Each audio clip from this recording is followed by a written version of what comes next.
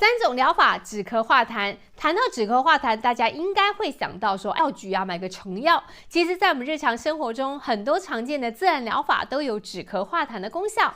以下有3种帮助止咳化痰的自然疗法。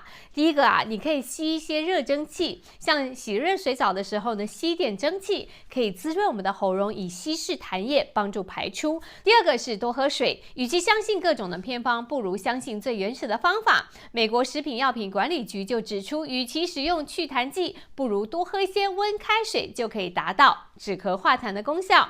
第3个要拒烟哦，拒吸二手烟，因为吸烟是造成咳嗽的重要危害因子，戒烟并远离二手烟可以帮助改善咳嗽的问题。